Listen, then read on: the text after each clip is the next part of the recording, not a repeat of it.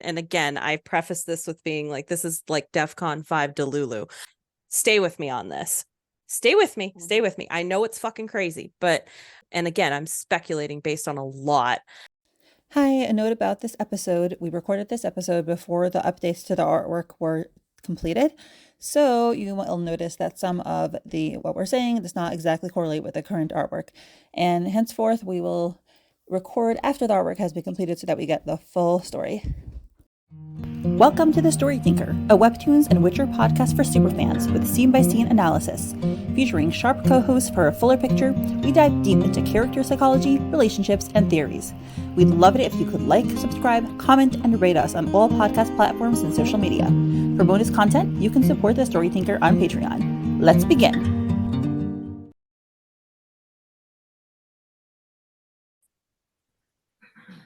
Hi, everyone, and welcome to episode 123. And we are with Aileen, Patty, and Ruby. Hello. Hi. Hi. Awesome. And we have some juicy content because we have a lot of action and we have mysterious people whose identities we must discuss and whose beauty we have to discuss because they are gorgeous. So I don't know if everyone, I didn't have time to like read so much of the commentary yet because I just got out from the holiday, but I wonder if are people talking about how gorgeous this lady is? They are. Yeah, I think they're mostly speculating on who she is. Yeah.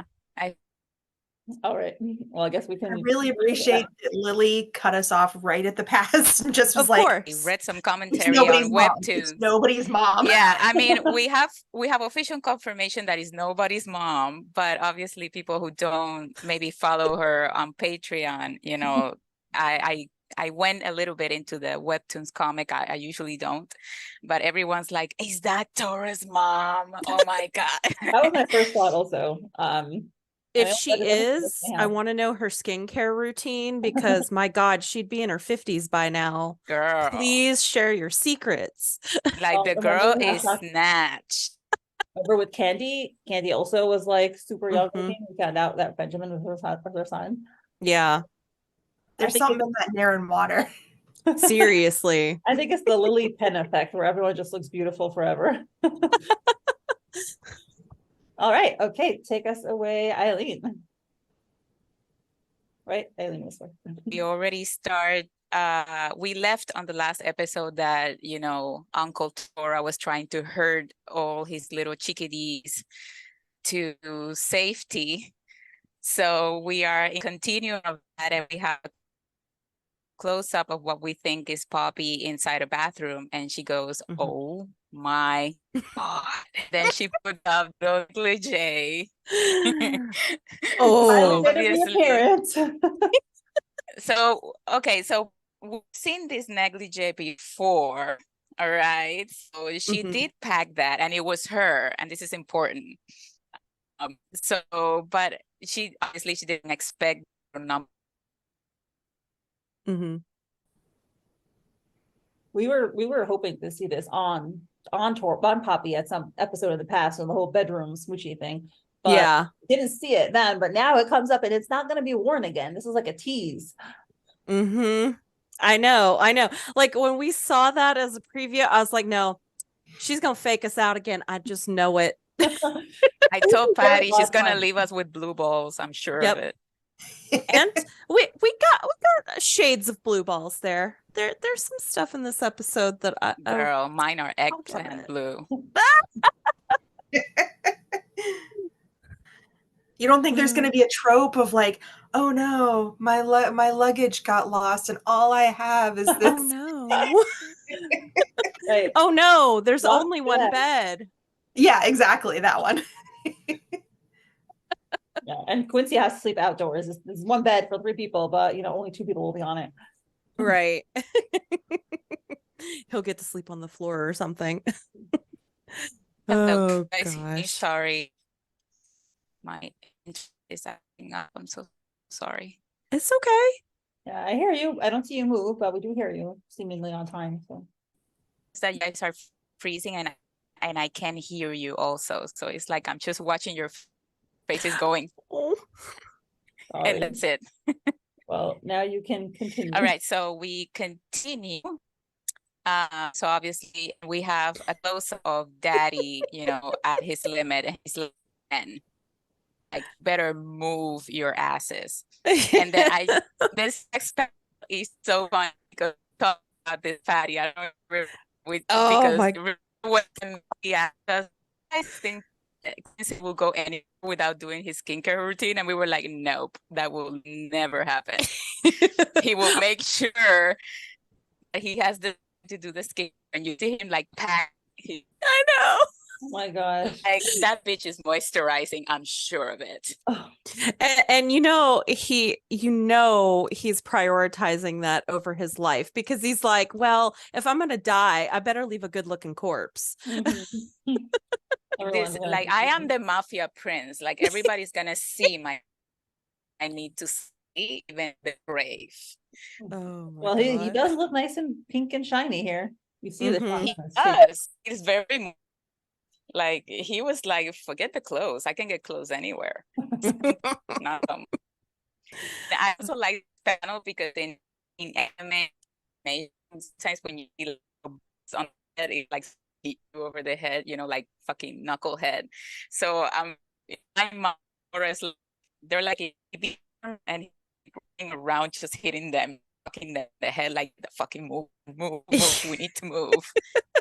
He's like every dad right before a road trip. Yeah. Just like, get a move on, let's go. And I mean, I get the sense of urgency because, I mean, clearly they've been almost shot at, and of course we know what else is happening, but Oh, you know, and yeah, I know Lily updated the last week's episode, so yeah, it's a lot more like pizzazz and a little more clarity on who was doing the shooting. yeah. So the helicopter was basically being grounded. It was falling down based on what Tora did. Didn't just go away. It was like being shot down by Tora.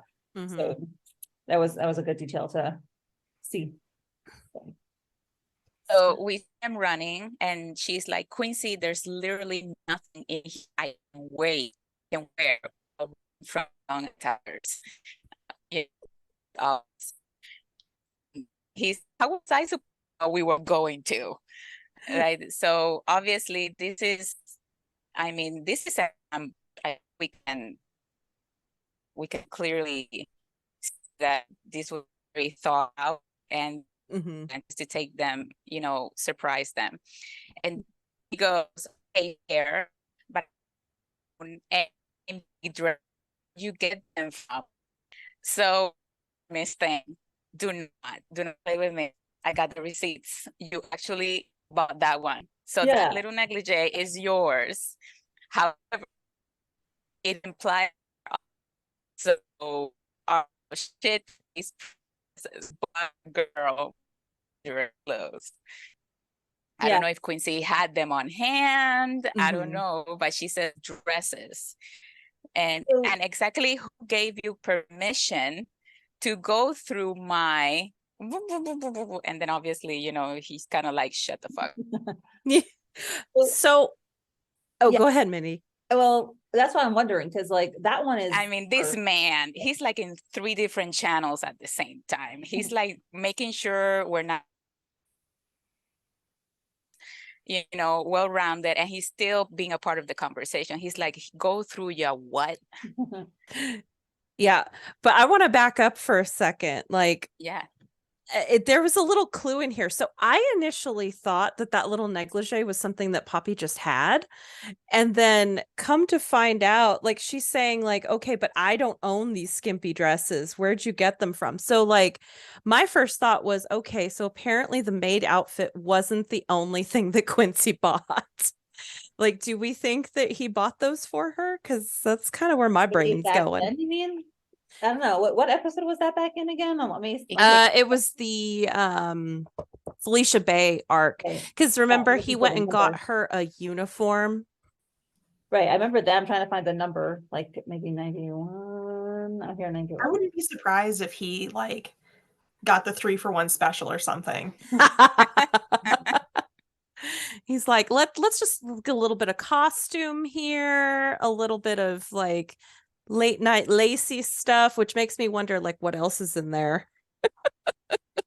She did say dress plural, so she might have a whole bag full of goodies. Yeah. Quincy has got some presumption. He's told, I feel like I'm like that. You know, we had some friends who got married recently, and let's just say some of the gifts that the collective friend group got them were like very suggestive. So Quincy's that friend. But I'm trying to Exactly. find He's the like original. the friend who will give you the present that you didn't ask for, but you I'm trying to find the original episode where the negligee appears and that see if girl, period. You know, this is yours. Trying to pass it off, right? I mean, Yeah. though granted, if you remember when we were in when they were escaping from her apartment after it had been attacked, like she had like her bras and bra. shit hanging out, and those were lacy and kind of racy. So I mean, methinks our girl's in denial. I mean, Poppy is very feminine. So even though Mhm. that I can see her wearing like, you know, like Oh, we lost you, girl. rags, but I feel that so her feminine side, you know, like I can see her buying like cute, lacy stuff and, Mhm. you know, not just like funny underwear or anything like that. She's a little freak, but she's like an undercover freak, you know? She's like, Just a little. yeah, just a little. You already know that she's statistic, you know, from, you know, there's a very fine.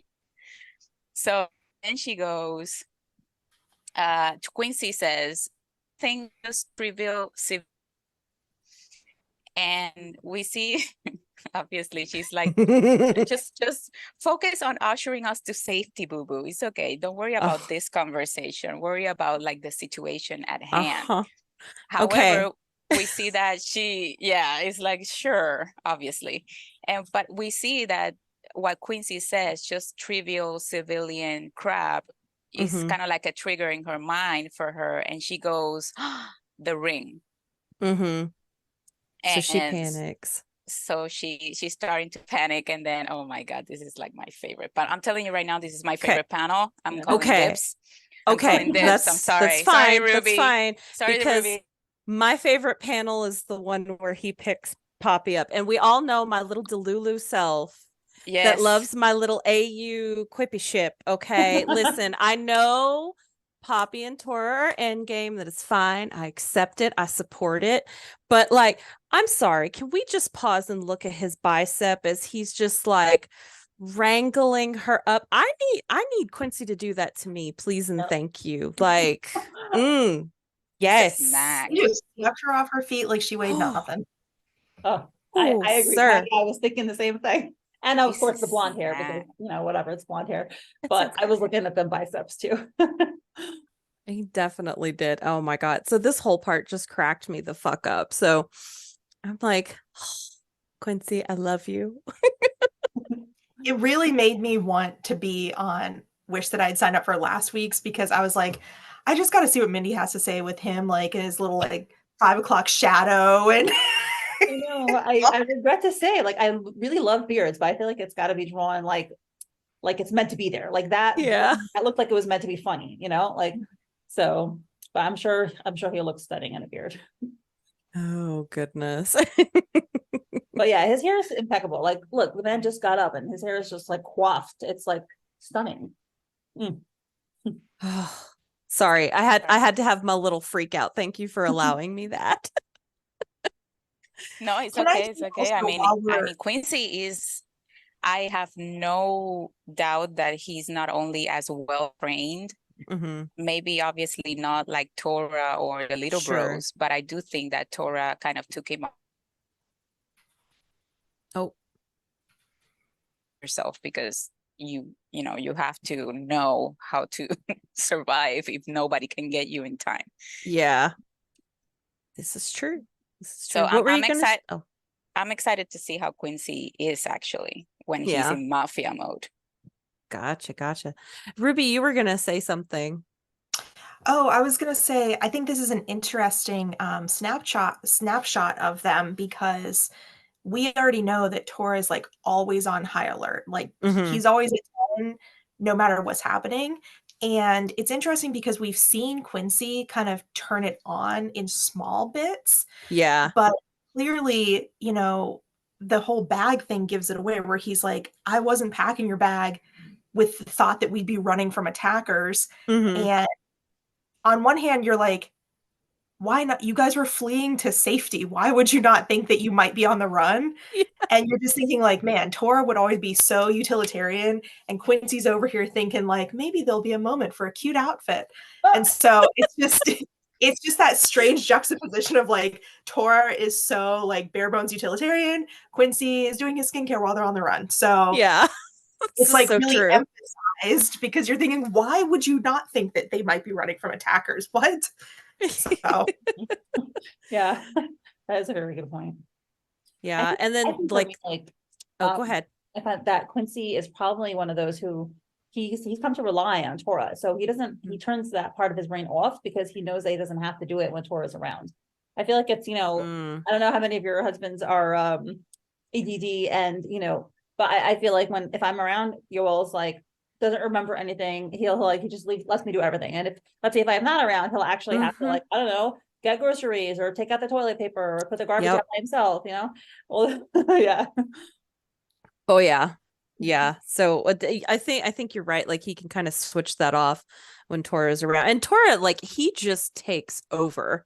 But what's interesting with their dynamic is they do have moments where they switch it up, right? Like, so I just got done finishing my my 115 and 116 analysis. And one of the things that I noticed is that Tora takes backstage and Quincy was full front and center, right? Like, and understandably so, but it's cool to see like with their dynamic, like they know when one needs to take over and one can kind of sit back.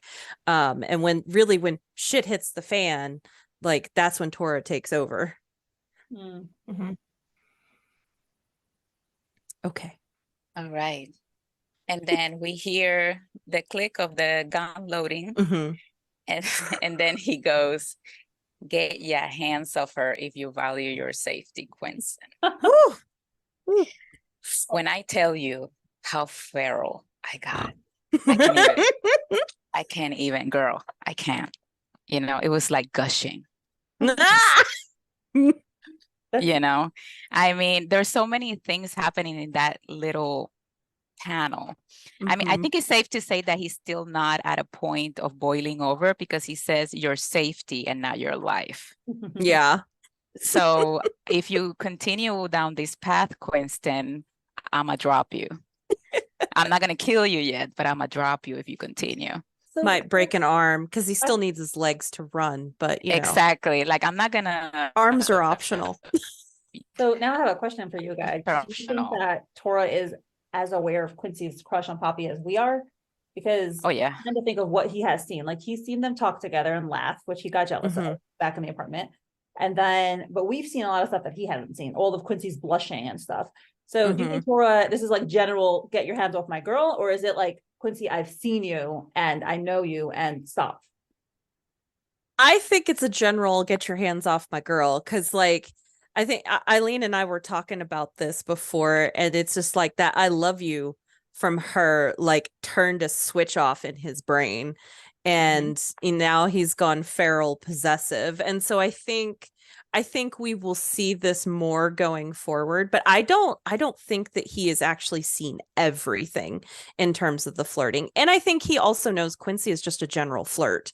Like he literally will like, I mean, how many times did he call him like, a man whore or something like that?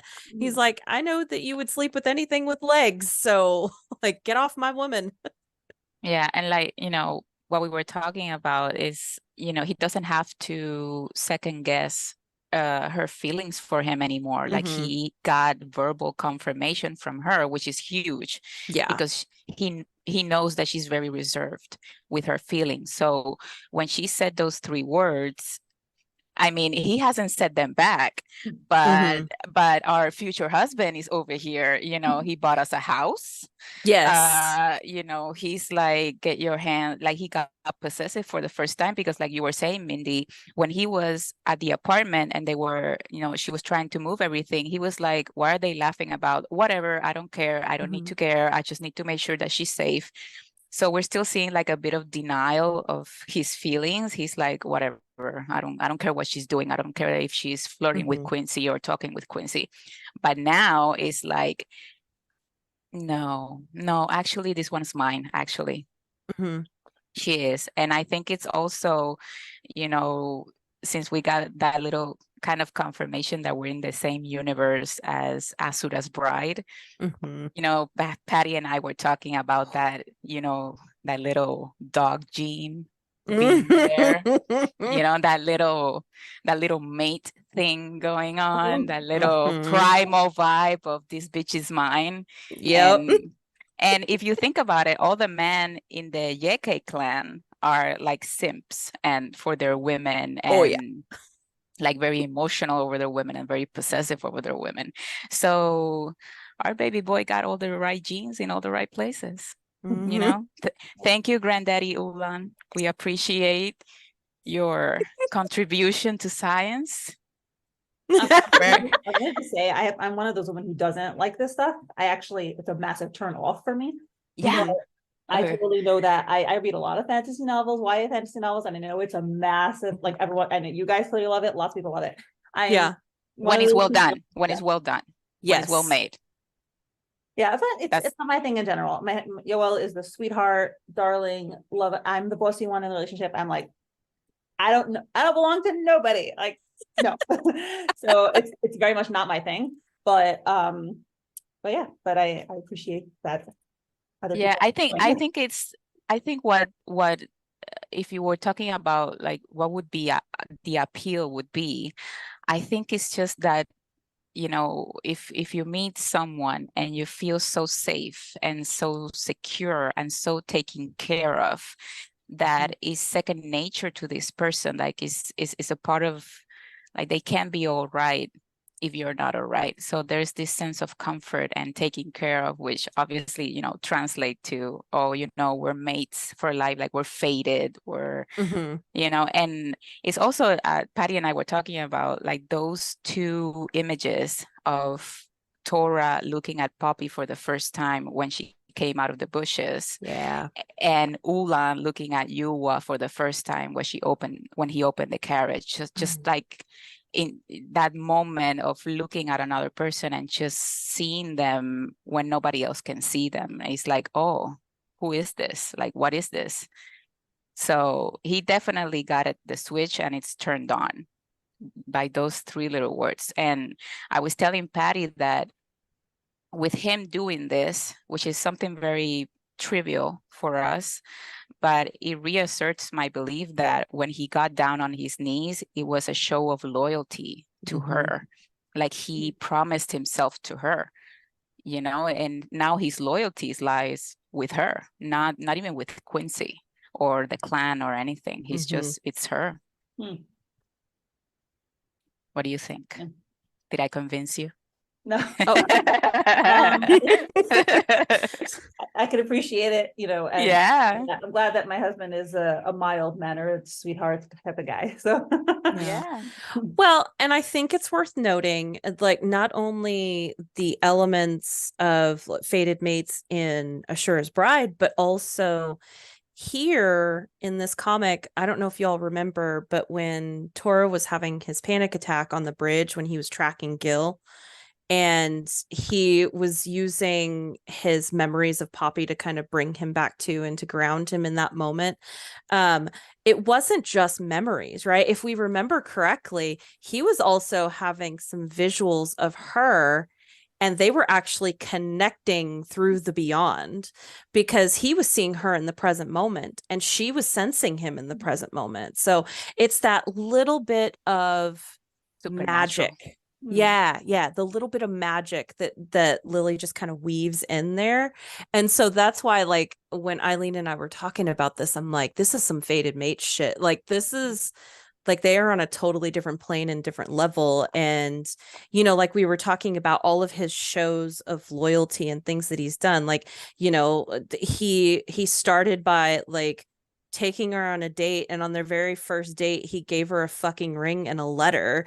Like, this man doesn't write letters to people. He barely even texts. And he wrote her this whole damn letter. So he basically wrote her a love letter and gave her a promise ring, for fuck's sake. And then he goes and saves her ass so many different times. He breaks all of his own rules, right? And on top of that, he bought her a goddamn house. So like, and then he was on his knees last episode. So it's just like, he doesn't need to say, I love you. He is already saying, I love you. He just doesn't realize it because he's a man and they don't get it. Yeah, no, a guy will be a guy, sometimes you got to beat it out of him. Mm-hmm. So she goes, and so obviously after that, Quincy goes completely like, oh, like he drops her ass like she's a sad sack of potatoes. Whoop. He's like, nope, no like, touchy. No amount of crush is gonna make me touch this woman. And he goes, no touchy, sorry, bro. And you can see that Tora is like kind of at his limit. He's like, let's go. Mm-hmm. And then she goes, wait, I think I left something behind. We already know she's thinking about the ring. Mm-hmm. And it's so sweet, like she knows this is important for him, sure. And it's kind of like her good luck charm too, because she said it like, I have, like, this is my little good luck charm, I can't live without this. That's, and like you said, it's a proof of his love for her. So even if he hasn't verbally said it, it's very special because it shows how he cares for her. Sure. So she goes, so Quincy is saying, leave it, Pops, we'll come back for it later. And she goes, no, it's important. And we're safe for now, aren't we? And you see Quincy kind of like, I guess, and she goes, great, then I'll be right back. And then I'm surprised that Quincy is like, he actually being the one to urge her along. He's the type to be like, oh, what is it? Is it your face mask that you forgot? You forgot your like curling iron. Which means that he's scared too. Well, up until maybe when it's someone else's stuff, when it's his stuff. There's always time when it's his stuff. Exactly. That's a good point. That's a good point. Like everybody can wait when it's his stuff, but when it's somebody else's, he's like, no, we gotta go. And then she goes, wait, hold on. And then all of a sudden we hear Tora kind of switch up on us and he goes, take your time. We'll be at the car park. I'm guessing the car park is kind of like the parking lot when you're done. So this is interesting because up until this moment, he's like, let's go, let's go. Yeah. Come on, we gotta leave. And then all of a sudden she says that she needs to go look for something. And all of a sudden he's like, oh, don't worry, take all the time in the world, which is gonna be here, And then Quincy catches up on that and he goes, bro, what the heck? You're just gonna let her like go? And then usually when Lily does this, they're kind of like whispering around.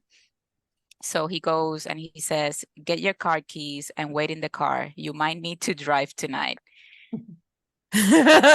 God help them. God help them. Sure, whatever reason you're doing this for, Tora, are you sure? Are you sure you're safer with that happening? Oh man, I cannot wait to see the scene where they are heading out of the garage and he's like stalling his Ferrari out. Alexa, play Getaway Car by Taylor Swift. He's totally gonna like smash some pillars on the way out. It's gonna be terrible. It's gonna be hilarious and terrible, and that car is gonna be so scratched up. Yeah. Well, and he says a little bit later. So like I was like you, Aileen. I was like, why is he switching this up? Like, why is Tora all of a sudden just changing his mind? Suddenly they're not in a hurry, right? And I'm sitting there thinking, like, remember back to the painting where everything he sees is tactical, everything he sees is a battlefield, right?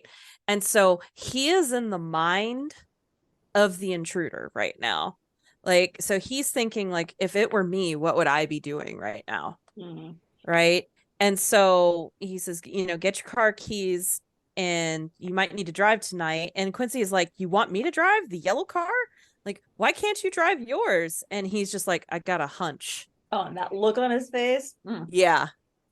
For real. Yeah, that's focus. That's like, I see something, I have an idea, I'm focused, I'm going to address this.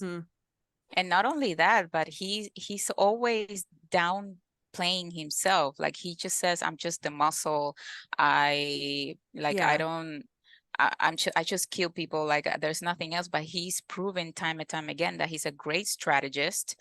Yeah. He's a military man, like through the bone. Like the way right now he's thinking, he's following his gut. I think it was you, Patty, that said that he's thinking like the enemy. He's saying, like, if I was doing this right now, if I was to want to catch these people, what would I do? And he's running off of that. So thank you again, Granddaddy Ulan, for those wonderful genes. We appreciate it. He's got them general genes. Yeah, he's a general. He's a general through and through. Like he commands respect, the respect of his men. He's a great leader. He's resourceful. I mean, the list can go on. Yeah, I mean, for God's sakes, they made like fan club shirts for him. True sign of a general. I mean, we are part of the Tiger Clan. They even made a clan. They did. They really did. Oh my gosh. I mean, obviously we know it was more like a fan base, like a fan club, but in their world, it's a clan. It's a Tiger Clan. We'll take it. And then we see that hunch is actually a reality, and we see a close-up of his car. And really we see a really well parked. Amazing job. Amazing job. 10 out of 10. I love that she doesn't forget those details. Yeah.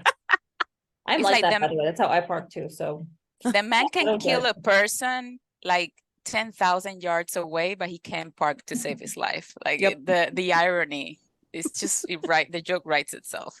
And him and Poppy are well matched because like she can't drive a scooter to save her life. So like they both end up in the bushes. They both end up like in weird spots in the parking. So like it's just a match made in heaven. They need to get a chauffeur. Yeah. They do. I think someone else is next. Yeah. Okay. Yeah. So we find out that we pan to Tora's car in the garage, aptly parked, and we see that his tire is flat. So this tells us that this is an ambush, right? Like this was well thought out. This was planned. They were waiting for them. And this makes me think like somebody has been following them for quite some time. Like, because how would they know where they were, right? Because like they've been all over the place. They've been at Poppy's apartment. They've been at Felicia Bay. They've come back from Felicia Bay down to TBO headquarters. And now they're back at Quincey's place. And that just makes me think like as wild and crazy as this has all been, like how would they have known unless somebody was tailing them, He's also assuming that this person doesn't know which car is Quincey's because they got his car, but did they also get Quincey's car? I mean, if they did a good job, they would have. I'm hoping they haven't. Yeah. Part of me maybe makes the assumption that they drove back in Tora's car from TBO headquarters. That's kind of what I was thinking. But they would have to have somebody tailing them, which makes me think, is there like a GPS bug device in one of their phones? Maybe. I don't know. Because I don't know if... Oh, go ahead. Right, are they physically following them? How long have they been following them? Because if they've been there for a while, then they would know, Quincy's car. But if it's just recent, then they wouldn't necessarily. If you remember the yellow car, nobody should know that the yellow car is theirs because the yellow car was an impulse buy that he did in the first episodes. So he's so smart because he knows that car is not known to be property of Quincey or him. So he already mapped out like, okay, which one of my cars could somebody not know that is ours? Yeah, that's very true. And like readily available, obviously, because this is very spur of the minute moment. They weren't planning on doing this. And everything just escalated too in a matter of a day. Because up until this moment, yes, they've been in danger, but it hasn't been like this. Like this is thought out. Yeah. So it does make me wonder if, because this is on the very edge of, or on the very like tails of Tora and Quincey like basically calling the shots in the clan meeting. Like they burst in and stage a coup and take over, and now all of these other little things are happening. So again, it makes me wonder, you know, who is behind this. There's a lot of people who have motive right now. I don't want to get too ahead of myself, but like Martin and Shark have motive. Shit, even Vincent has motive. There could be like rival clans after them. There's any number of people who could be after them right now. So like they're in a lot of fucking danger. Okay, so now we pan to our little intruder who seems to be whistling while they work. And it just shows Very you carefree. a lot about their temperament. The fact yeah. that they're casual, very confident in what they're doing. They're not Oh yeah. worried that they're like hanging upside down from like a 1,000,000,000-story window. Yeah, could never be me. I'm too scared of heights. Like not a chance. And so she's sneaking in, and we know it's a she. Well, I guess maybe I'm making an assumption, but she's wearing heels, which like kudos to being able to like scale buildings and stilettos. Again, could never be me. Also, once again, shows you a lot about Right. their So personality. They're confident, they're cool, and they value what's good, and they're willing to sacrifice utility to look good, and they're also confident enough in themselves that they're like, I can do it even with heels. Yeah. yeah. Well, Yeah, I don't think that's wearing heels is like the best for when you're scaling down a building. Like if there's any girlies out there in the fandom that are part of like, you know, You like parkour. Yeah, you're parkour, or like you're part of the, you know, special forces or any type of things. Like, can you answer these questions for us? Like, what are like where's the shoe wear appropriate for a mission, and are heels can be considered or could be considered? Like, can you answer that, please? Comment below the post that Mindy's gonna say. This is a genuine question. Could you do a mission in heels? Could you do a mission in heels? That's the question. So all of my law enforcement ladies, sound off below.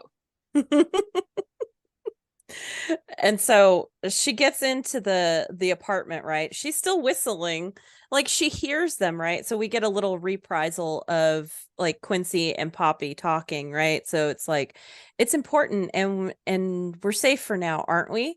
I guess, but and so we hear a little reprisal of that, and then we see Homegirl has just like set up like nothing's wrong in the bedroom. Right. You also see how she's not trying to hide. Like, no, she's really fine with being observed. She's not like, oh my gosh, they're coming back, I gotta run hide. Right. And like she's got this big old like bazooka looking gun. Like, holy crap. So she knows that they're coming, right? Like they can hear Poppy running down the hall, because we know she was running down the hall. And we get this like ominous looking panel of just like, watch me carry this giant ass gun. I'm ready to go. Like, so I mean, you've got something like that, you're shooting to kill. Like, so I'm wondering, like, is she expecting them to still be in there, and is she hoping to like pop off some people? Like, I don't know what she's doing. And then go ahead. Her outfit reminds me of one of the Secret Gardens where Poppy is wearing that body. Yeah. The burglar. That's one of my favorite Secret Gardens. Yes. The cat burglar. Oof. Goodness. Badass, bro. Badass. I think that was the first time we actually got to see how high that tattoo goes. I think it was. Yeah.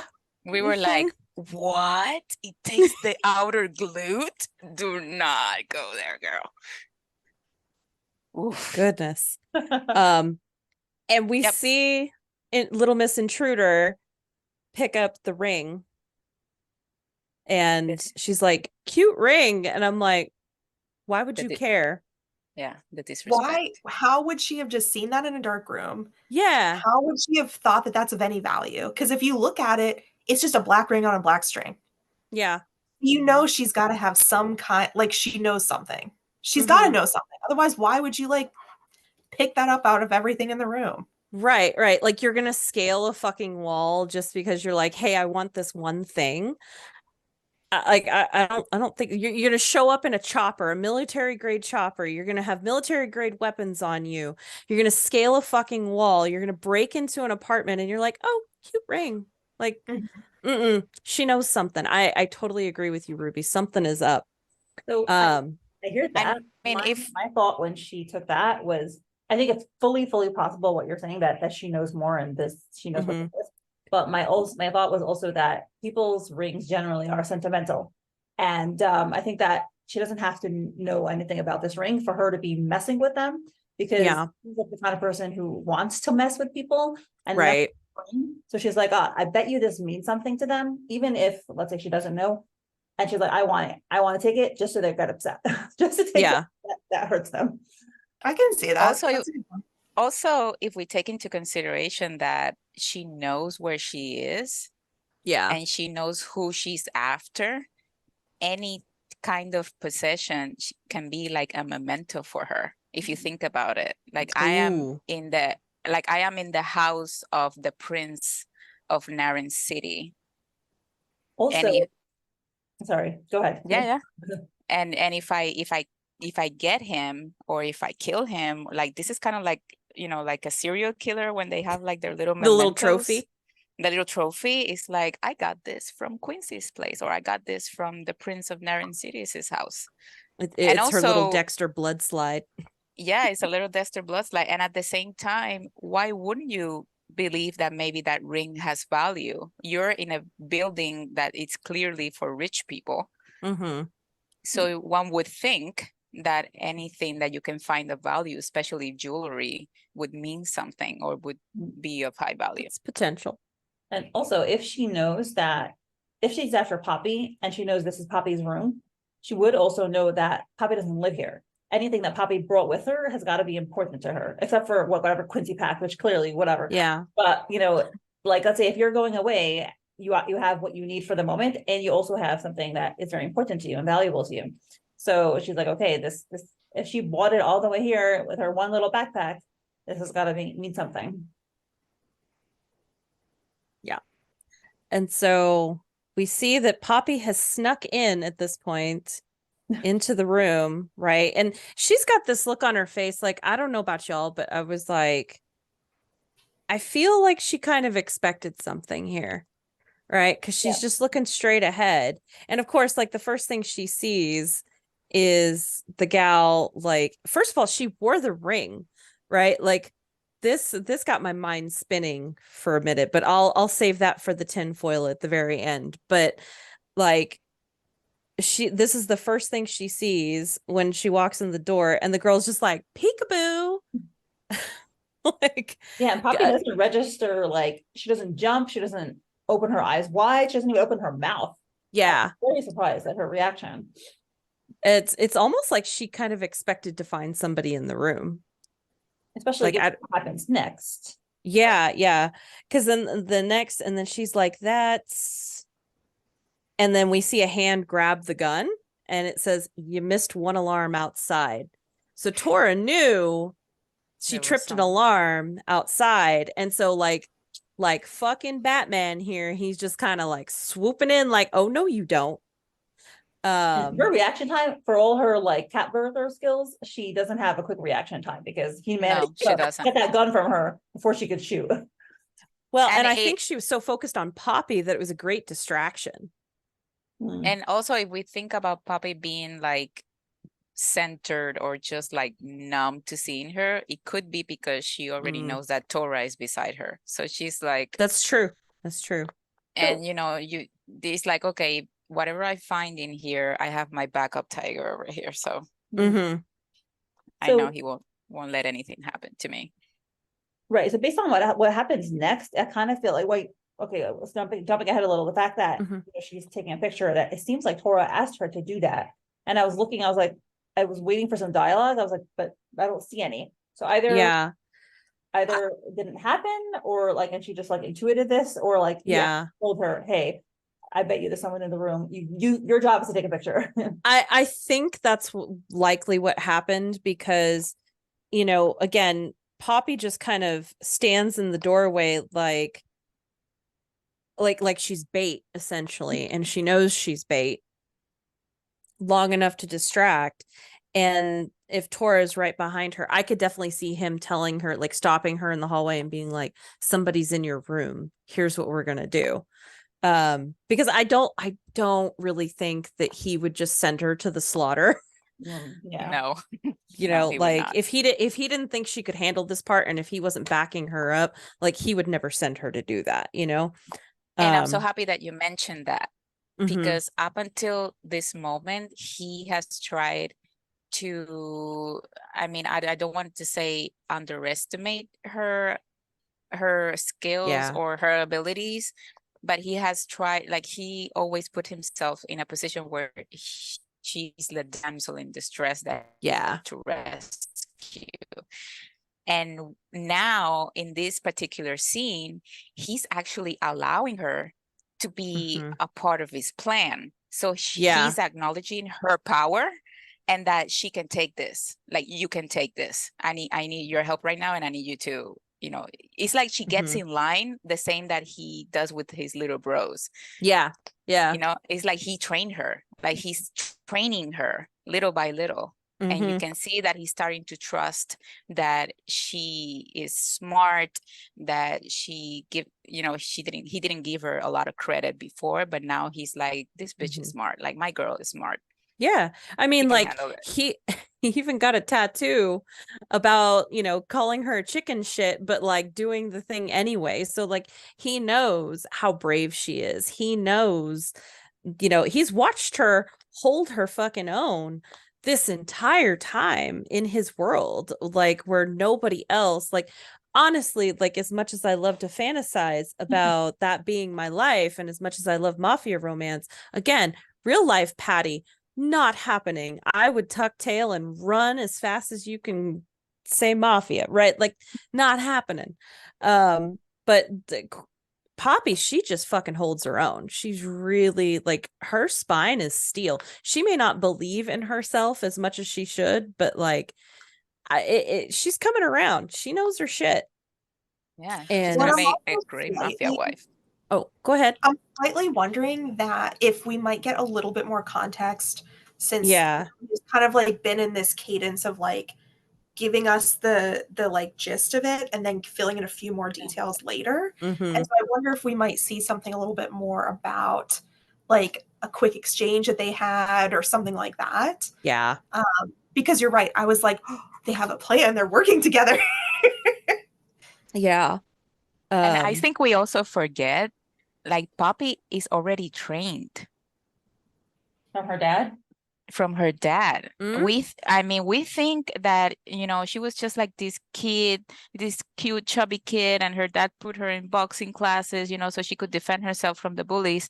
But I actually think that if all of our tinfoiling is correct, and there's something going on when in terms of her family and their relationship, I mean, I could see her dad, you know, using the bully excuse as a way to train a very smart, bright little kid how to defend herself. Yeah. So I think what I would like to see is to kind of have her surprise him when it comes to physical strength, because, you know, she already proved that she's very smart. Mm-hmm. But I think for him, because he's always like ganging up on her, like, oh, you're 5 foot nothing, like I'm 6'3", like I'm big and I'm strong, and you see her actually making fun of him for this.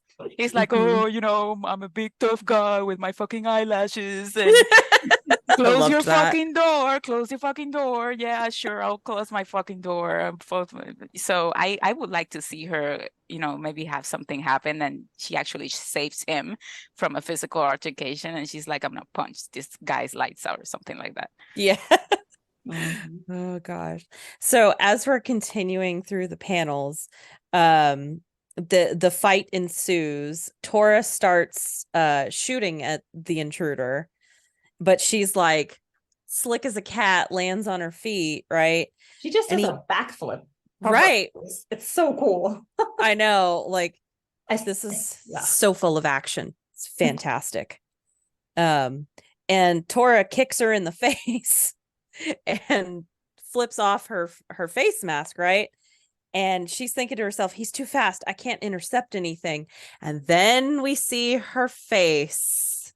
All right. Who are you, ma'am? My first thought, I will say, my first thought was Tora's mom, because she has that black hair and she looks like him and she's gorgeous. Mm-hmm. That was blue eyes. But I Mm-hmm. mean, I guess She definitely has that femme fatale, the same way that Candy. Oh, yeah. Candy, she's a woman of power. Yeah. We definitely can't underestimate the women in this comic, because like they've proven time and time again that they will kick you to the ground, and they will do it without lifting a finger. So she's definitely someone to be contended with. And I know that like usually with these incidental side characters, we don't get much, like we don't get full on face, but with this person we're getting full on face, which tells me that this person is going to be important moving forward. And yeah, like I didn't think that she was Tora's mom, but she's definitely got the look of potentially being somebody in the bloodline. And I will get into more of my theory on that later. But and also the fact that like I was like, well, let me just read on to see if he recognizes her. yeah, And he doesn't. So he doesn't, and she doesn't recognize him either, which is also important, right? But she says wait, which makes me think like, did she want to explain something, like what's going on, right? Is she buying time? Yeah, like what are we doing here? That's why we had that question, because it's like, are they trying to hurt Poppy, or are they trying to just get Poppy? Because like, why would you come with a giant bazooka? But then like, right, what is she saying wait for? She's saying wait, right, just here to talk, like just send a letter or knock on the door next time. Very unclear what her intentions are. Yeah, it could be a lot of things, but like I keep coming back to, these people have had multiple chances to kill Poppy and they haven't done it, right? Like she could have just like taken her out right there and then, like she knew that Poppy was coming. She could have put the gun in her face. She chose not to. I know Tora like after the update to the last episode that Tora interrupted the chopper with the 50 cal, but like part of me is also like, they could have shot the place up before he ever had a chance to distract them. So clearly they don't want to kill everyone here, right? And it's very distinct that Poppy seems to be the common denominator there. So it makes me wonder, like, again, what their intentions are. And also Tora's also not shooting her to kill. Yeah, if he would wanted to shoot her to kill, he could also, like, he's a sharpshooter, he can definitely do that. Yeah, that's very true. I think if she would have taken the shot at Poppy, I think he would have killed her. Oh, for sure. Or not, or he need. I actually, if I were him and someone shot my girlfriend, I would make sure that they stay alive so I know who, what, when, where, why. That's also well true. And as we find out, like after she hits the floor, Tora says, "Did you get the shot?" And Poppy says, "Yep." So apparently they had this plan to get this gal's photo the whole time. Because again, she would have had to get her cell phone. So I am imagining all of this transpired in the hallway. And it's interesting because now that you say that, which again just goes to show how his mind works, I think he was able to decipher that maybe this is the boss of the operation. Right. So I will either need to know who this person is. Yeah. So he's thinking very offensively but defensive at the same time. He's like, I'm not gonna kill you right now, which is very like I was watching Vincenzo the other day again. Oh, I don't know yes. if I told you guys, but Vincenzo is like my favorite K-drama of all time. If you hadn't seen it, we can be friends. I'm sorry. And there's a scene that, the guy is talking with another person and he's like, do you know that there's a term for when a cat plays with their food, but they're actually full? It's called gato satsu, like a cat that is satiated. and I'm just toying with you. I'm just playing. So I'm just watching Tora do this, and he's like, I'm not gonna kill you right now. No, because I need you. I need information out of you. I need to know who you are, because this is just too much. But I also noticed he's not capturing her and like detaining her right then and there either. And I think because he can't. He's outnumbered, and he knows Right. this. He So knows, he's right, like, exactly. Like we see you later, but like I need to run, but I'm gonna leave with some information, and I'm gonna leave with your face, and I'm gonna find out who the fuck you are. Yeah. You to the rescue.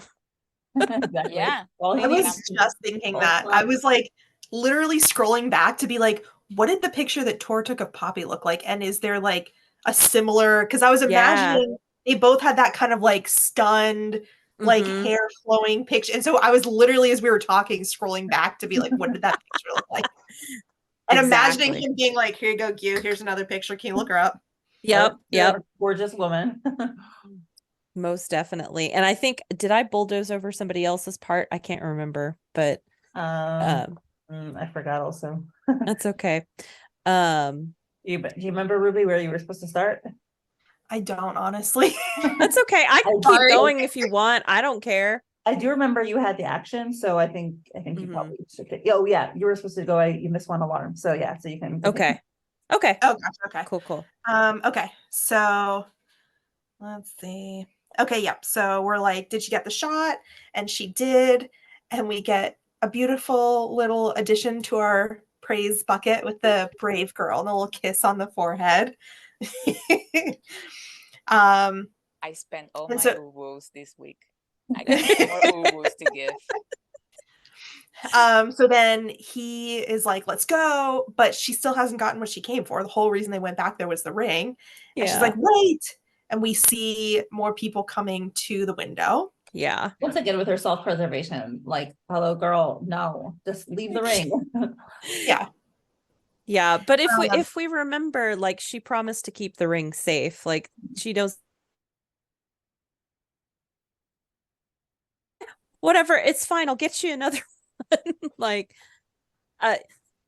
diamond, please. Sorry. You're gonna get me a what? You're gonna get me a what? Sir. Are we there yet? You're gonna get me a what? You can say I love you, but you're gonna give me a what? He just can't talk about it. He'll just do all the things and get all the objects, but he can't talk. No. I also think that in the heat of the moment, like he doesn't realize what she's saying. He just thinks that maybe it's just like a meaningless ring. He hasn't really caught on to the fact that, it's the ring. Yeah. Well, it is kind of cute how quickly he's like, I'll just get a new one for you. Like, what do you want? I'll just buy you money, whatever you want. But yeah, she's like, she stole the ring. I need to get it back from her. And he's like, what ring?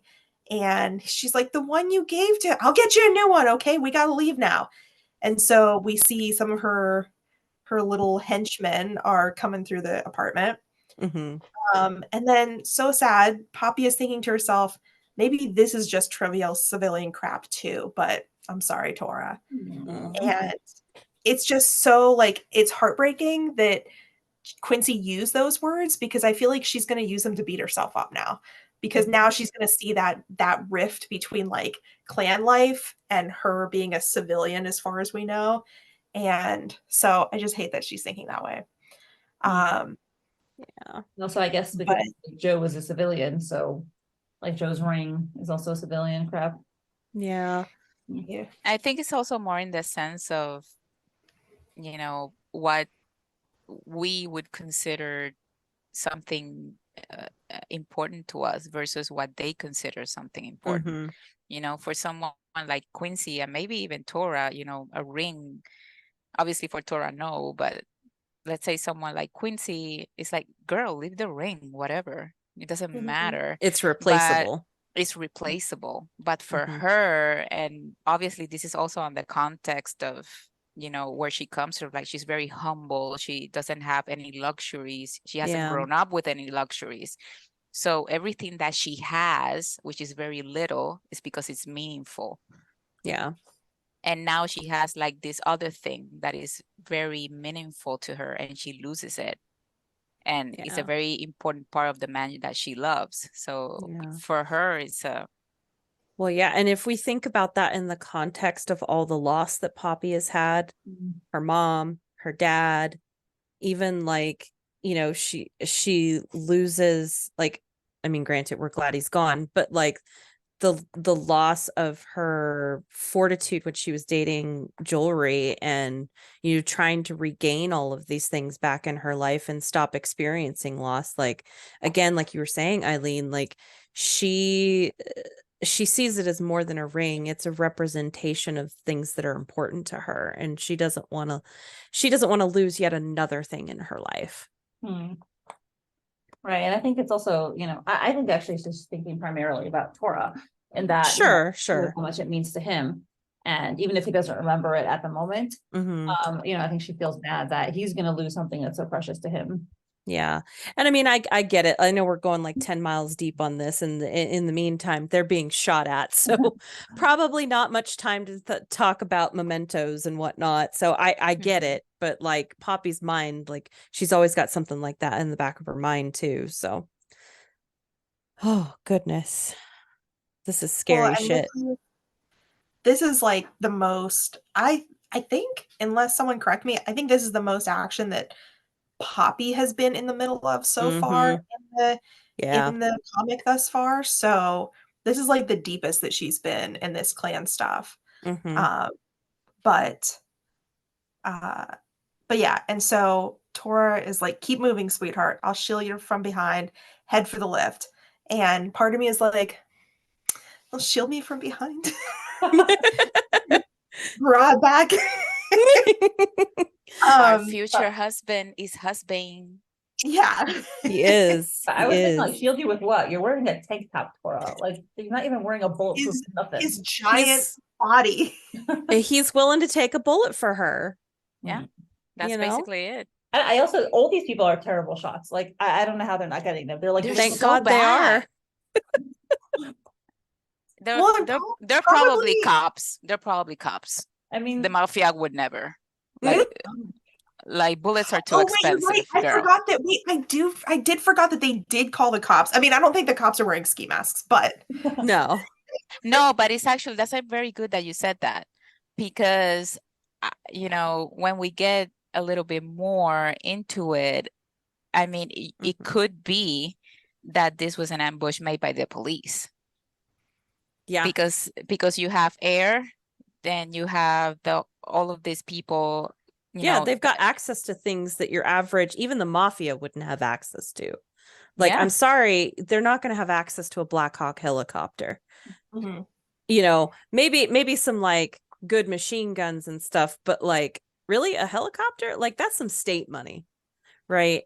And again, not to get too far into my theories, but you know, another thing that I think is important that we know about this is that they have access to all of these things, but also clan life. If we remember, Erdine had said clan life is embedded in everyday life. So like, there are people at everyday businesses that are part of clans. And so it would follow that there might be some crooked cops, right? Like, there might be some cops and people in even like Narin's version of the CIA who are embedded that have access to these things. So I think it's probable.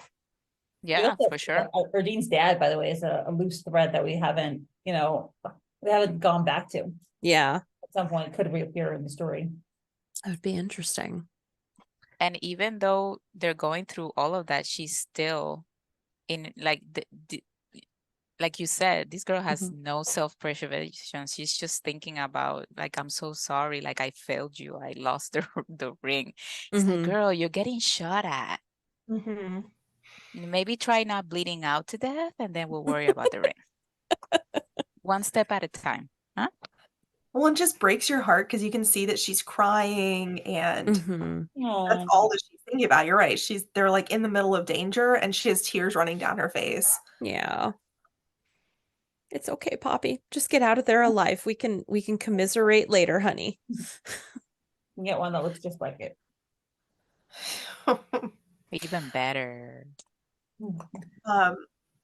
Mindy, do you want me to do these last few? Yeah, okay. So after they've left the apartment, we see back in the bedroom and the leader's still on the ground. And we hear, Captain, he got your leg. And she says, don't fucking touch me. We And got a rank. we see another visual of the ring. And she goes, she's spitting blood. Clearly he caught her pretty good. And she goes, just make sure that bitch ass bodyguard dies tonight. Okay. Somebody's salty. Okay. Somebody is very salty. And it tells us a few things. One, like, I'm going to scroll back up here real quick and talk about the captain part. Like you were saying, Aileen, we've got rank, right? And so that tells me, like, again, this is kind of what made me think, like, they've got helicopters. We've got a rank here. Like, they're a little too casual about just breaking into shit. So I'm like, is there an underground clan that's affiliated with the police force or some sort of state entity, you know? Because like clearly the people that were in the chopper were not the only people that were doing this ambush, because they exit stage left, you know, and there's like at least 3 or 4 guys that I saw that were suddenly in this apartment. And so clearly this was very well planned. They got a lot of people together. And we Maybe know it's that just also like the art, but if you see what they're Yeah. wearing, they're wearing like tactical clothing. yeah. And if we remember the instances that we've seen Tora being at work, Mhm. he does kind of have like a uniform, but Yeah. it's not tactical. He doesn't look like a cop when Mhm. he's out at work. And if we remember the flashback when he got arrested, when Goliath snitched on him, Yeah. you know, the SWAT team was wearing almost the same. I mean, the art is almost the same, depicting like soldiers from police force Yeah. versus clan people. For sure. Well, For there's sure. definitely a level of I don't know if it's security, maybe, because if they are the police, they have the police behind them, or if it's just like ignorance. But these people are not being very stealthy or subtle. Like Tora, we're used to being like creeping around in the dark and sees like every little danger and everything. These people are just swooping in with the helicopter, about to use a machine gun on the side of a Yeah. building, and like disregarding the fact that there was alarms and sensors set up. And so, Or yeah, literally other people living in the building. yeah. It's Like very amateur. Amateur, or I see what you're saying, like they just don't care. They're fine with whatever consequences of people seeing them. They're secure. Yeah. And we also learned by her saying, like, just make sure that bitch ass bodyguard dies tonight, that she doesn't know who Tora is. That's She another doesn't know piece at of all. information. So I think that their intelligence is lacking. The fact that she doesn't know who Tora is, the fact that they're probably going to get away in the yellow car, so they haven't been, you know, they don't know that Quincy owns that car. They didn't do their homework. Yeah. Also, it shows me that they're not giving up. Their plan is to track them down. Like they're not going to be like, oh well, I guess we lost them. Sorry. They're like, no, we're continuing after them right now. Yeah. Oof, Lordy. All right. So I gotta tell, I'm sorry, but I gotta apologize publicly to Emily. It was hair, Emily. She'll never let me live this down, I swear. There'll be no living with her after this. So yes, Emily, it was hair. I was wrong. I was wrong. I'm sorry. It was hair. I shall never doubt you again. To be fair, I definitely thought it was rope too at first, because I was like, who the hell? And again, you want to talk about impractical besides the heels. Like, who is just like scaling a building with their hair like that is like a mile long outside? Like, what, girl, what are you doing? Like, hair can be used against you.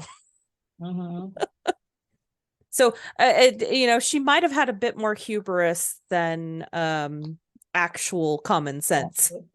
Yeah, I think her cockiness got the best of her. She clearly underestimated them. For And sure, for sure. and also it kind of checks out with, them doing this ambush, but being very basic Mm-hmm. at the level of ambush, like very amateur, lots of noise, lots of, there's no stealth Mm-hmm. in this. And I think actually when she said wait, he had already gave the roundhouse kick that blew off Mm-hmm. her. So when he knew he got the shot, like he hit her again. Like, I'm not taking Yeah. any chances with you, girl. I'm gonna hit you again, even if you're a woman. I don't care. Mm-hmm.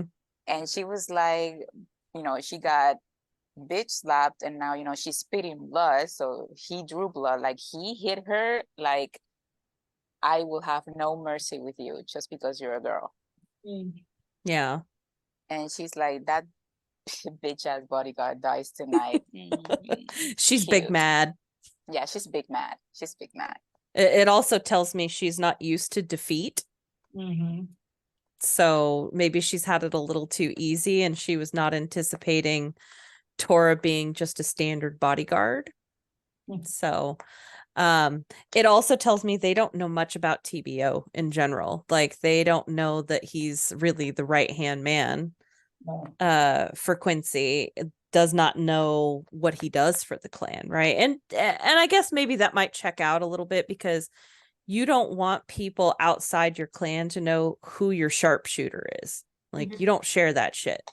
Well, you know what? Maybe they're not clan, because I feel like within the mafia world, a lot of people know who Tora is. They know the symbol Yeah. that he has on his neck. They know that means 𝑏𝑒𝑓𝑜𝑟𝑒 elite. But you remember, even in the alleyway scene in episode 62, like, those thugs didn't know who Tora was. They just knew he was 𝑏𝑒𝑓𝑜𝑟𝑒 elite. So I think they keep his profile low on purpose, right? He's a very well kept secret. Yeah. Only the people who need to know who he is know who he is. Like, can actually put a face to it. Yeah. Who are we speculating this team is? Well, you want to do it, Patty? On our Patreon. Yeah. Share it. You want to do it? Yeah, let's do it. This is nuts. Okay, so disclaimer, we have a theory that is very convoluted. It's completely Delulu. Yeah. I'll go into my part. Like, not true Lulu at all. So everything that you're about to hear, don't take it with a grain of salt. Take it with a salt flat. Yes. And in fact, you know what? After this conversation is over, just take your phone, put it in your face, flash yourself, and that's it. Just call it a day. We're gonna Men in Black this shit. Yeah, we're gonna Men in Black this shit. And also, for context, this is a theory that we've been, obviously delusional and completely unhinged. But it's a theory about things that already happened that lead us to where we are today and might influence the future. So it's not really like a tinfoil of what will happen, but more like what happened in the past and how did that get us to where we are today. Yeah. All right. Okay. So the first part about this theory, this is something I postulated. And again, I preface this with being like, this is like DEFCON 5 Delulu. But so let's move back to the episodes with Tora's mom, right? And we see that Tora's mom is without familial support. She's basically raising her son alone. She was accused of murdering the congressman. Her husband took the blame for it. And she's also got the curse, right? So what we know is that she comes from the line from Ulan, right? Because of the red eyes. We know that immediately based on that. So part of me was like, okay, mom is clan, right? And she's also got the clan tattoos and shit, right?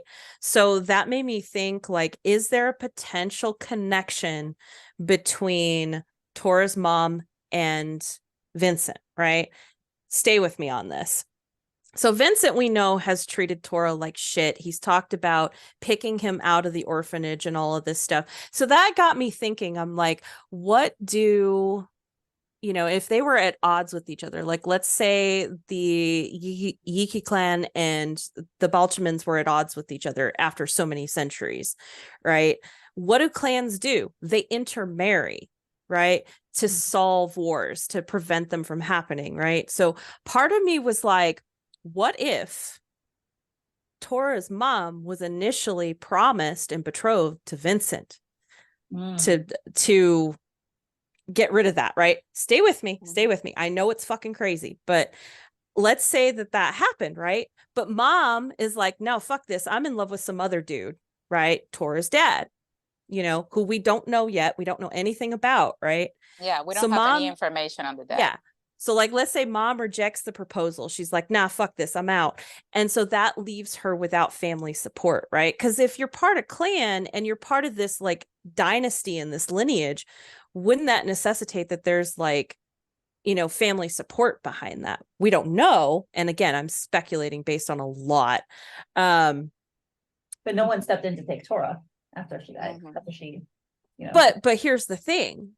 It is implied that on the Moonbright arc in episode 75, he tells Poppy that he doesn't say that his mom gave him up. He says that she couldn't take care of him. That she couldn't take care of him. Mm-hmm. So and there was something that was said, I think it was episode 36, where Vincent was like, you know, I chose you all those years ago. I wish you were my son, and or you couldn't be my son, and whatnot, right? Yeah, that conversation is very. I remember when it came out, it was very polarizing. Yeah, because you know, you had people saying like, "Oh, he's commenting on his look, like that's so cringy," and it was kind of like almost sexual undertone. Yeah, but I remember that it felt more. There's a part that Vincent says, like, that's what I like about you. Like, you're easy on the ice, straight shooter, no bullshit. And he says, that's why I keep you close. And then Tora says, he says, like, why do you think I keep you close? And then Tora says, I have an idea why you keep me close. And I don't think it has anything to do with what you're saying. Yeah. But go on. And he's like, oh, like, is that why people think that you're my son? You know, because you're so much like me. Obviously that can be true because I have to keep my bloodline pure, but I would love. And then he cuts him off. Yeah. And so if we take that into context, we know that Vincent chose him. We don't know why, right? And so I'm speculating that he put I bet you, Aileen, you said that Vincent probably had something to do with the hit on the congressman, right? Yeah. So Patty's thinking all of this, and I'm over here thinking about the piece of paper with the information about the congressman. So in the piece of paper, it says that the congressman was a very great leader, that was the last descendant of the original royal line.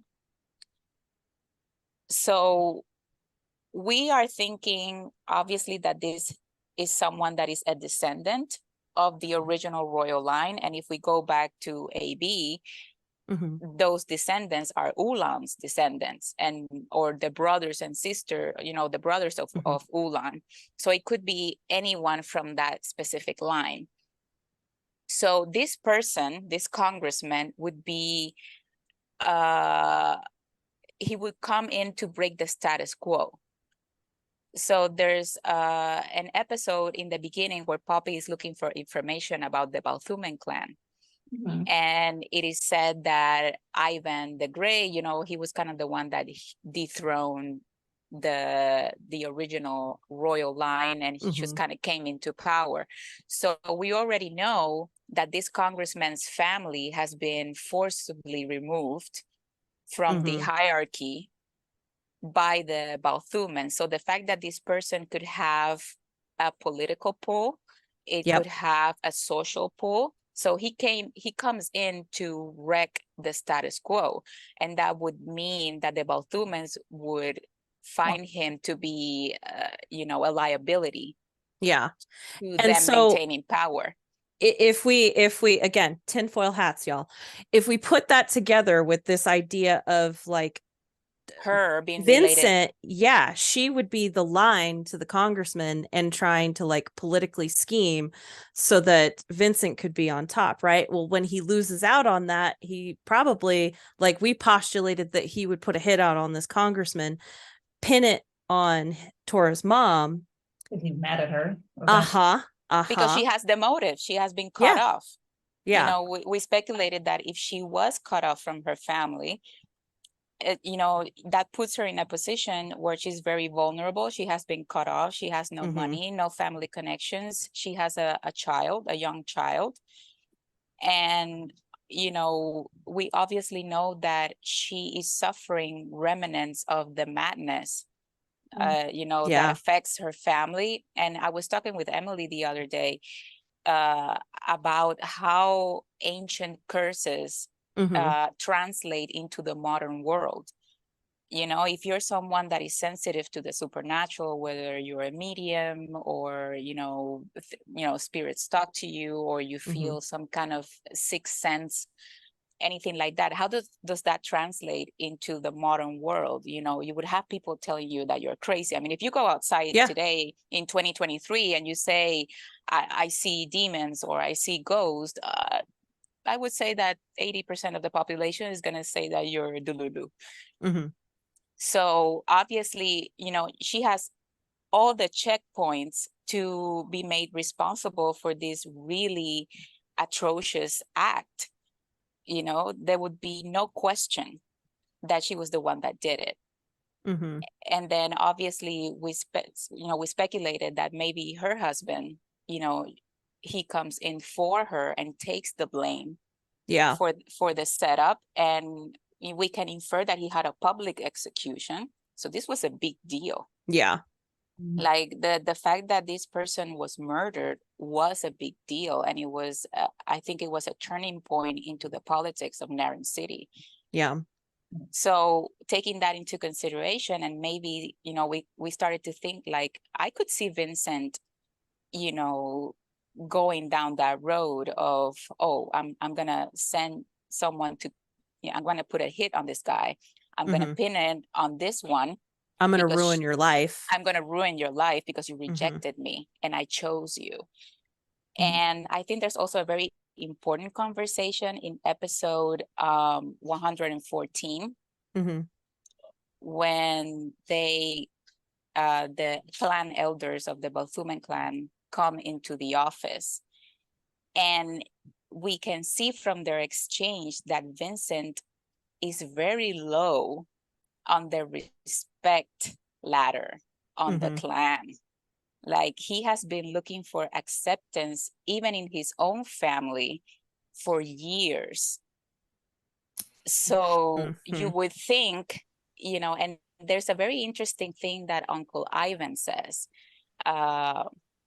about the hair of Ivan. You know, his hair is black with like, he has like gray skunk stripes, like a skunk stripe, and he says that that's a signature trait of every Balthuman. And when his father found out, Vinny took a lot of beatings. So that got me thinking, is Vincent a bastard?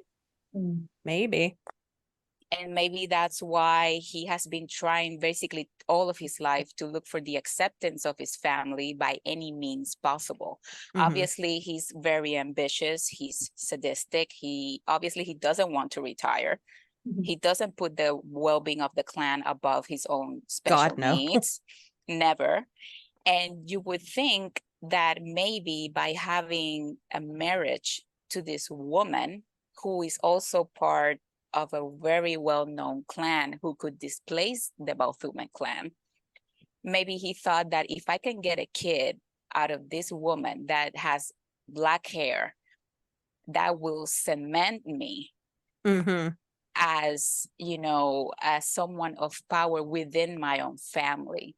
So I think, you know, it would explain kind of the love-hate relationship that he has with Tora, because at the very deep, I feel like he actually hates the fact that he wishes that Tora was his son.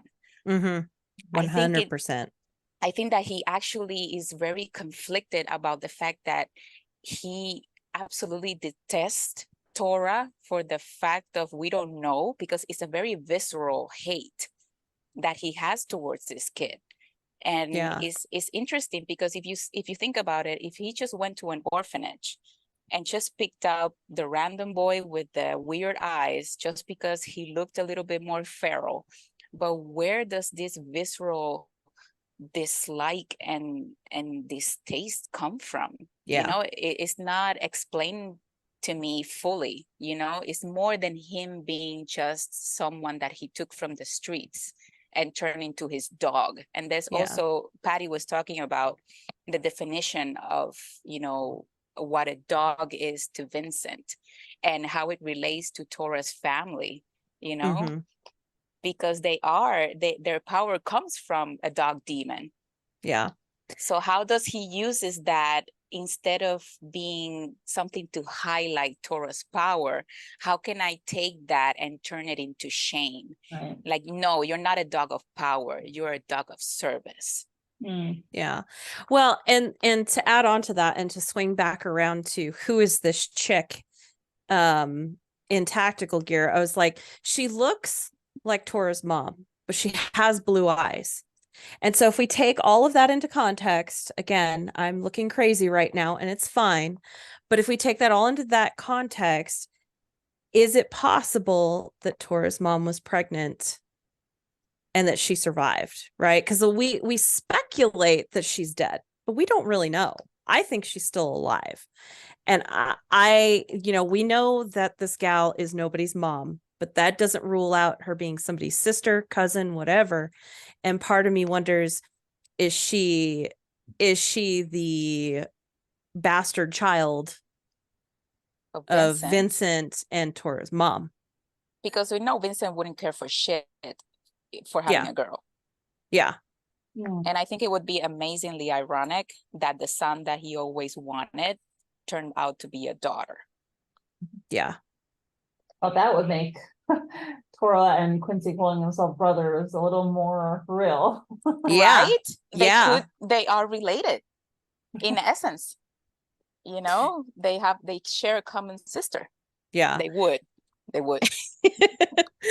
So that's our Delulu theory. It's full of plot holes like Swiss cheese, but hey, that's where we went with it. I hope Lily is taking notes right now. I'm pretty sure she's gonna laugh at us. Yeah, she's gonna laugh at us and she's gonna be like, bitch, it ain't that deep. Come on. It's fine. Fantastic. I think it could answer a lot of questions.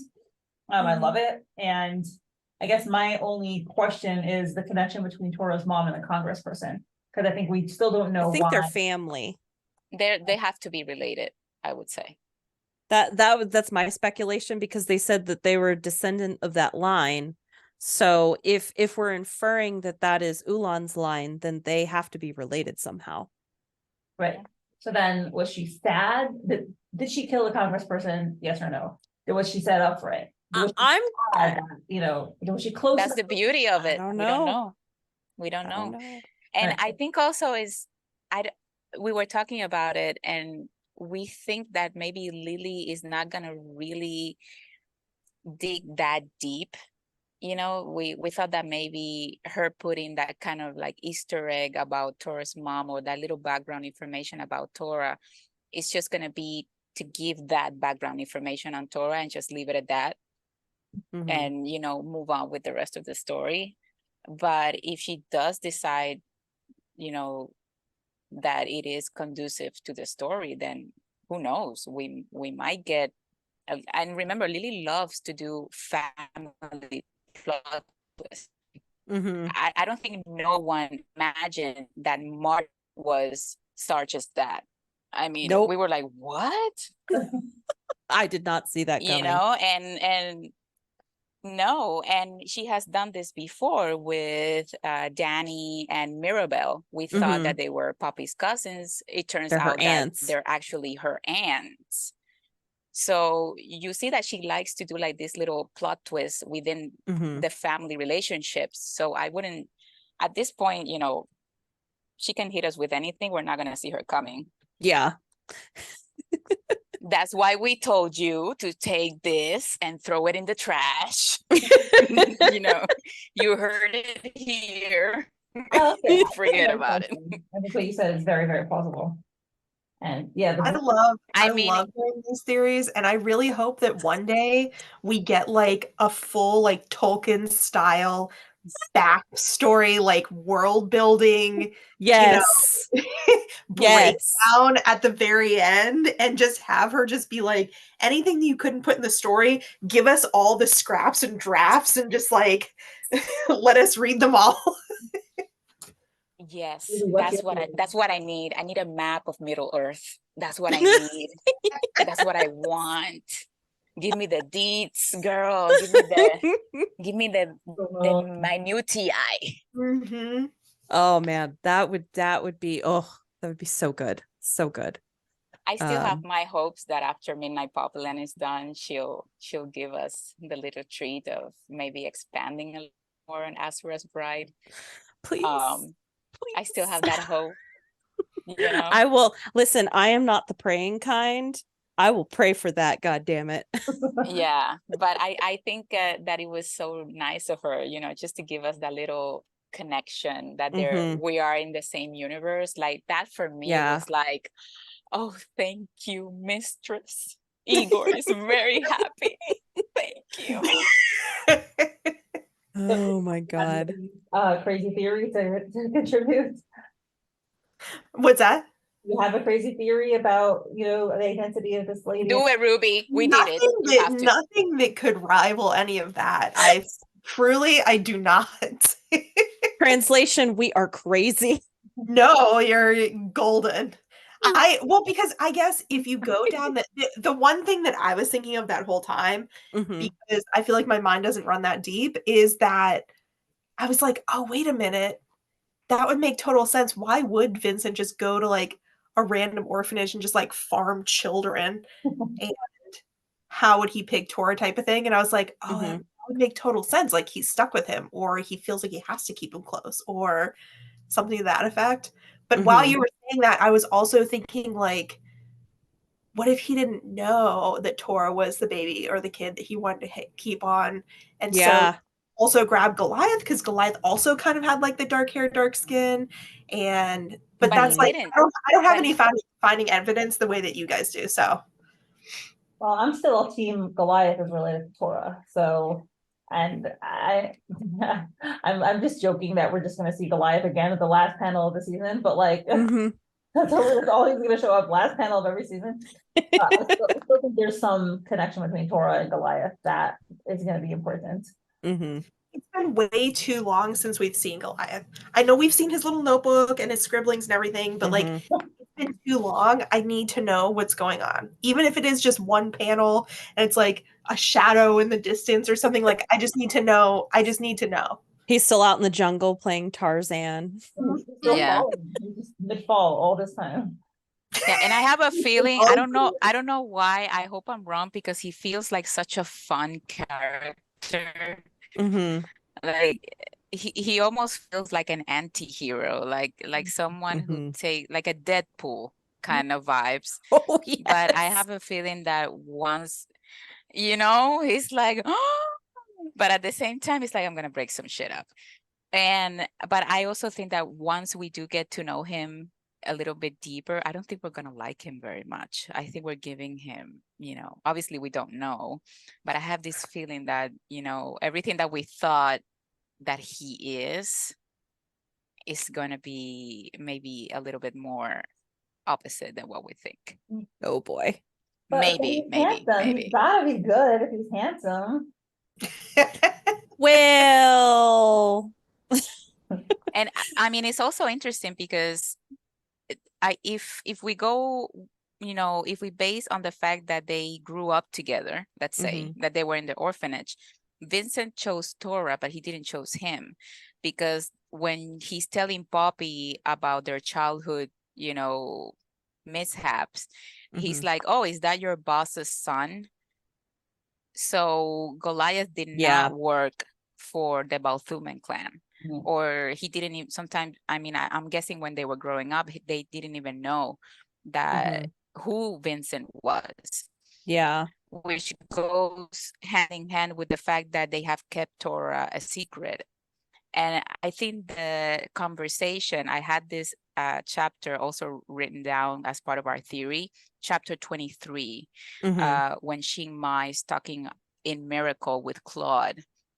And he's like, oh, you don't want to mess with Tora. And he's like, well, why the hell not? Like everybody says, oh, don't fuck around with Tora, but like, why the hell not? He's just a dude. And he's like, if the rumors are true about the way that he was trained by Vixen, and there are also other rumors, and then Lily just kind of like blurs the dialogue, but you can see Claude's face just change completely, and he's like, oh, if that's true, then that makes a lot of sense.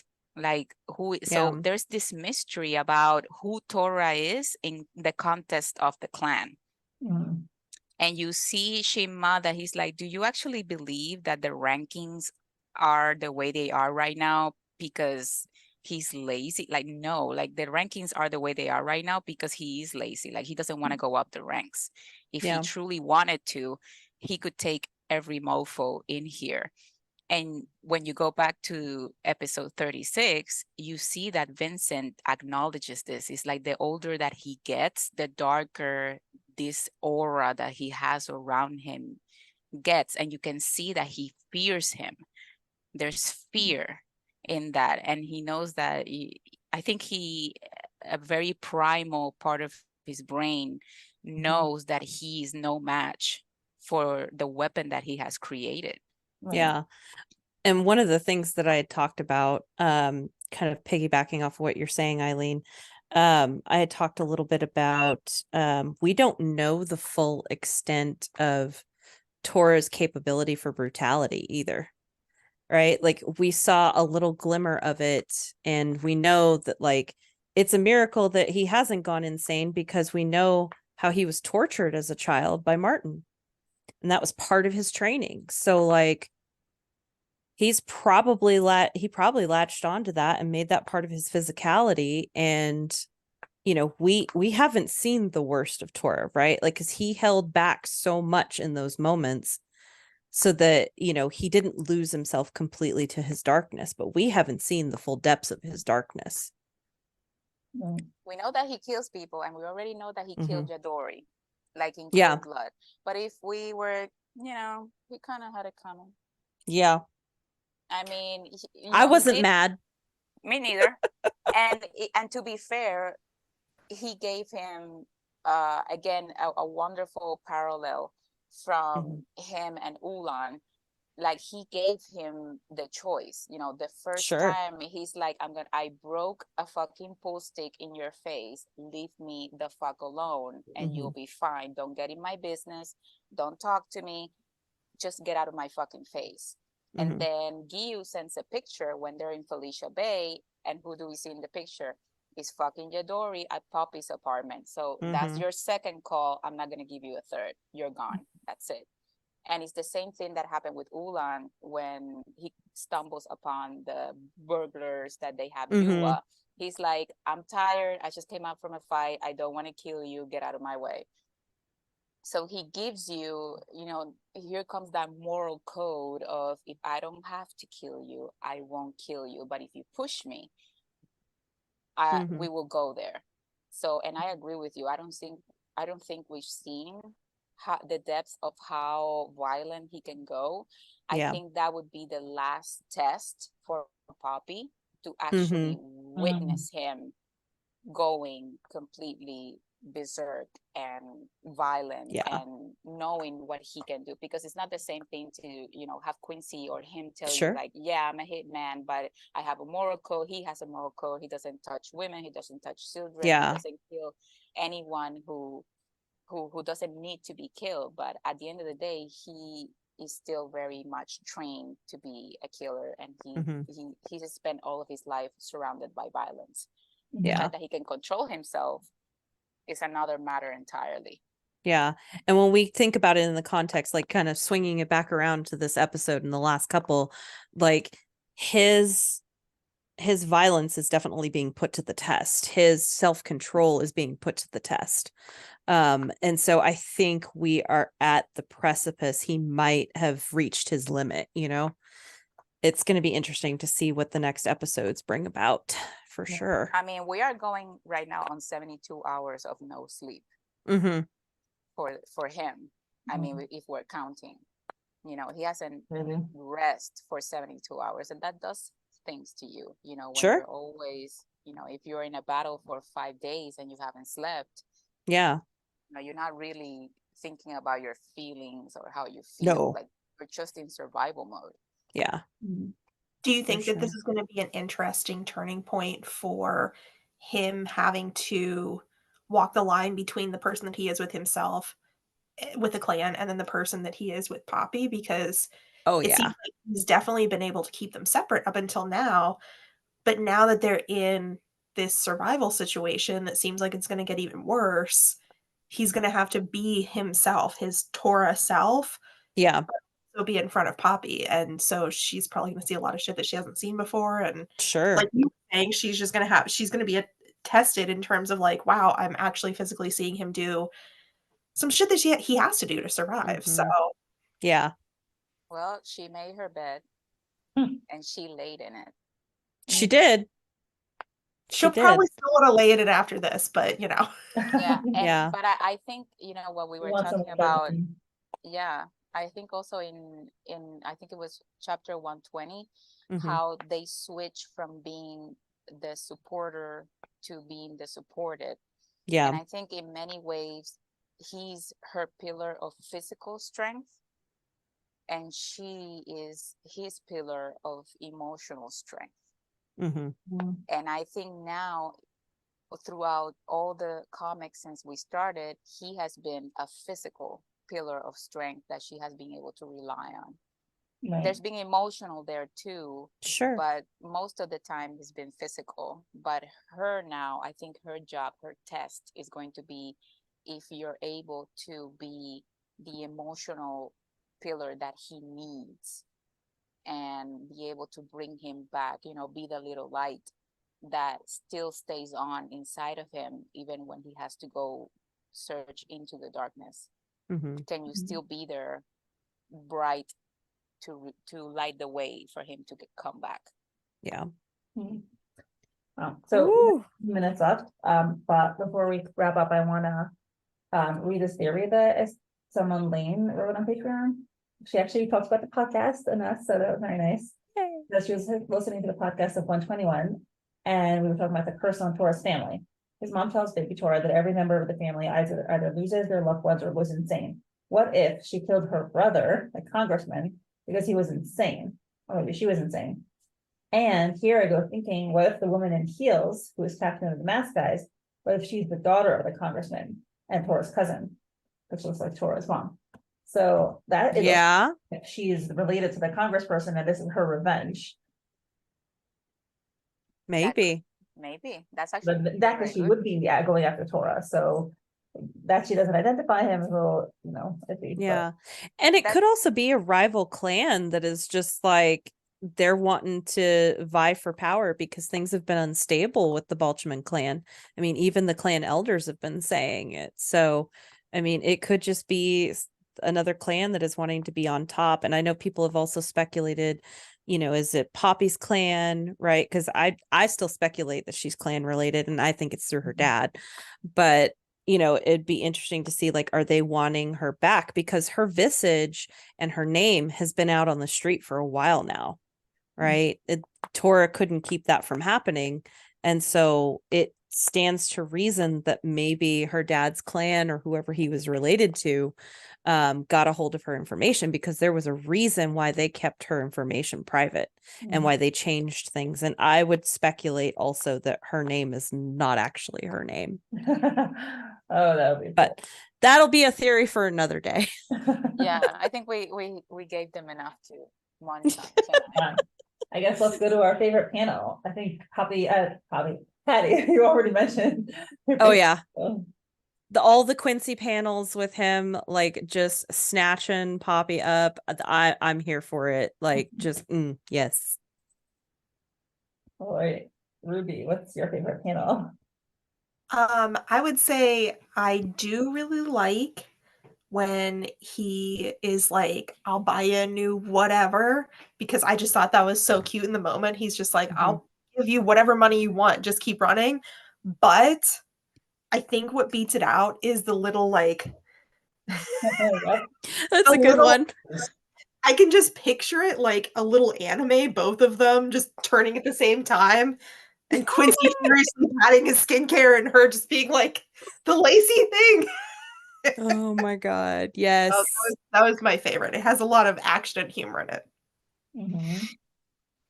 I already said mine. Mine is get your hands off her if you value your safety, Quincess.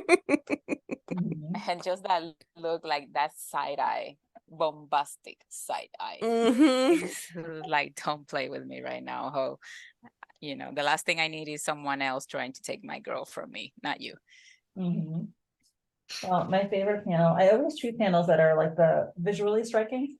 It's kind of like my definition of my favorite panel. So this one with the lady, because A, she's beautiful, but also that look on her face is so perfect because she is so angry that he managed to like get her down and get her unmasked. And she's like, how dare you? And what the hell is happening? And I'm not used to this. And I'm ashamed, but furious. And it's great. She's salty. She's a salty girl. Yep. Oh my great. goodness. Well, this was awesome. And thank you so much, guys, for coming on. Yeah, thank you, Mindy. Thank you. Great theory. Thank you to my current patrons. It was nice to meet Emily, you, Ruby. Molly, It was Veronica, nice to Emily, meet you, Joe, Rochelle, Ruby. Sophie, Cosgrove, Anne Rose, Alexa, Misty, I had a Joanne, great Esther, time I'm with watching you Email, guys, as Emily, always. Jean, I Kate, hope to Lily, see Beckett's, you Christine, Sadie, again. Teresa, Mrs. Castaldo, Emma, Cora, Ruby, Sophia, and Serena. Thanks so much. Your support is truly appreciated. Bye. Bye.